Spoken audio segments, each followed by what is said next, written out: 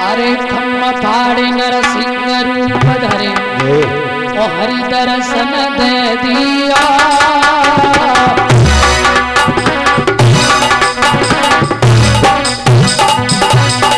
बताया है अरे खम्मा फाड़े नरसिंह रूप धरे दर्शन दे दिया। और हुए अजनबी रूप भूप को काफी गयो ही। अरे अजनबी रूप भूप को काफी गयो ही। अरे अजनबी रूप भूप को काफी गयो ही। भगवान नरसिंह रूप में आए और जंगों पे रखा हिरण्यकश्यप को पकड़कर और अरे नीचा जंगा पे बेकार। अरे नीचा जंगा पे बेकार। अरे दुष्ट लला मेरे तूने दुख दियो भारो। अरे दुष्ट लला मेरे तूने दुख दियो भारो। अरे दुष्ट लला मेरे इसलिए हिरण्यकश्यप अरे मोती तेरी सनम खयाई गई। अब तू नहीं बचेगा। अरे मोती तेरी सनम खयाई गई।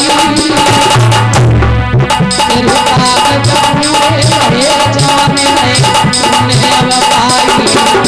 तेरे कागज पूरे भरे जाने में तूने अब पाई। तेरे कागज पूरे भरे जाने में तूने अब पाई। चुनरिया पचरती चुनरिया पचरती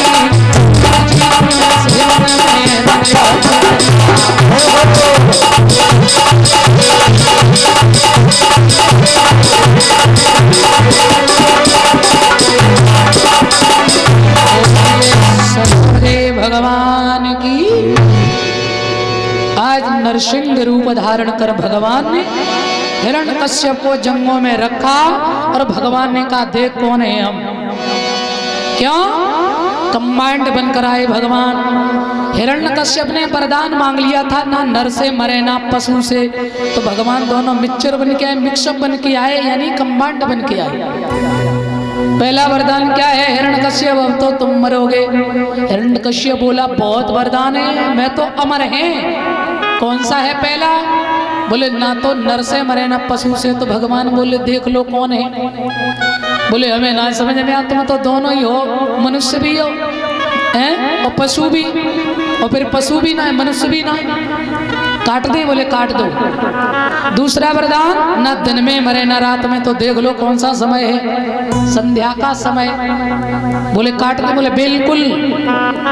तीसरा बोले ना हम ऊपर मरे ना नीचे, तो भगवान जंगों पे बिठाए हैं, काट दे? बोले हाँ। चौथा वरदान न अंदर और न बाहर, तो बोले कहाँ? बोले देहरी पे खड़े हैं। वरदान करते जा रहे। समझ गए हिरण्यकश्यप अब तो हमें मरना ही है। बोले महाराज हाँ अभी बहुत वरदान है। एक वरदान हमने ये मांगा था न जिंदा से मरे ना मुर्दा से। भगवान बोले तो जे नाखून जिंदा है कि मुर्दा? बोल। चक्कर में पड़ गए। बोले जिंदा है। भगवान बोले जिंदा है? हाँ अगर जिंदा है तो इन्हें काटते ही फिर दर्द क्यों नहीं होता है? तो बोले मुर्दा है। बोले मुर्दा है तो बढ़ते कैसे हैं? अब बुद्धि काम नहीं कर रही है। समझ गए? अब तो जाना ही है। अच्छा हमने एक वरदान और मांगा था प्रभु, क्या हम साल के 12 महीनों में नहीं मरेंगे? भगवान बोले तुम्हारे लिए लौंद का महीना पुरुषोत्तम मास तैयार है, मरोगे? हिरण्यकश्यप बोला प्रभु अब तो बहुत मुश्किल है। अच्छा एक वरदान और है। क्या? बोले ब्रह्मा की सृष्टि से हम नहीं मरेंगे। भगवान ने कहा तो ब्रह्मा को हम खुद ही बनाते। हाँ, ब्रह्मा हमें थोड़े ही, क्योंकि जो महामंत्र मैंने आपको बताया था ना, ओम श्री साई नर्मदेश्वर महादेवाय नमः, तो ये नर्मदेश्वर शक्ति जो है यानी शिव शक्ति, जिनसे स्वयं ब्रह्मा विष्णु महेश इन तीनों का भी जन्म हुआ है। क्योंकि ये ब्रह्मा विष्णु के भी माता पिता हैं, तो ये जगत पिता हैं, जगदीश्वर हैं। समझ गए हिरण्यकश्यप? तो आज भगवान ने नाखूनों के द्वारा प्रहार किया, उखड़े वृक्ष की तरह हिरण्यकश्यप गिर पड़े और हिरण्यकश्यप की मृत्यु हुई। बोल नरसिंह भगवान की। भगवान ने उद्धार किया, अंतड़ियां निकाल के गले में डाल ली, मगर भगवान का क्रोध शांत नहीं है। सब देवता शांत कर रहे। भैया देवता गए दौड़ के माता लक्ष्मी के पास कि प्रभु का कोप शायद तुम्हारे जाए भी तो शांत हो ही जाए। सो लक्ष्मी माता जैसे पास में गई, सो लक्ष्मी ने ये स्वरूप तो कभी देखा ही नहीं था। हाँ, और जैसे ही भगवान ने लगाई दहाड़, बब्बर शेर बने बैठे, और जैसे ही भगवान ने दहाड़ लगाई, तो लक्ष्मी मैया का एक पैर जाएगा क्षीर सागर में। बोल गोविंद भगवान। हाँ, अरे भैया कहाँ लाके खड़ा कर दिया? हाँ, ये तो बब्बर शेर जंगली जानवर बैठा है, मेरे पति थोड़े ही है। और ये रूप भगवान ने क्यों दिखाया? एक बार लक्ष्मी जी चरण दबा रही तो भगवान ने कहा थोड़ा धीरे दबाओ ना। बोले और धीरे दबा, और धीरे दबा। लक्ष्मी ने मन ही में सोची, जब हमारे इतने कोमल हाथ और तऊ में कह रहे और धीरे, तो जे इन हाथों से राक्षस कैसे मारते होंगे? तो भगवान ने की टेंशन मत करो, वो भी रूप दिखा देंगे। तो वही रूप दिखाया भगवान ने माता लक्ष्मी को। बोल गोविंद भगवान की। अंत में सुखदेव स्वामी सावधान करते हैं, परम भक्त प्रहलाद को बुलाया गया, और जैसे ही प्रहलाद सामने आए हैं, भगवान से हाथ जोड़कर प्रार्थना की, प्रभु मैं दैत्य कुल में जन्म लेने वाला, मैं कोई भक्त नहीं हूँ, मेरे माता पिता कोई बहुत बड़े भक्त नहीं हैं, परंतु कृपा आपने इतनी की है जो हमें दर्शन दिया मेरे नाथ, मैं क्या कहूँ? भगवान बोले प्रहलाद, हाँ, उठाया गोद में बैठा लिया, और भगवान प्रहलाद के सर पे हाथ घुमा रहे, बेटा मांग ले कोई वरदान। प्रहलाद जी बोले क्या मांगे प्रभु? आपने तो वो दे दिया जो आज तक किसी को सुलभ नहीं हुआ।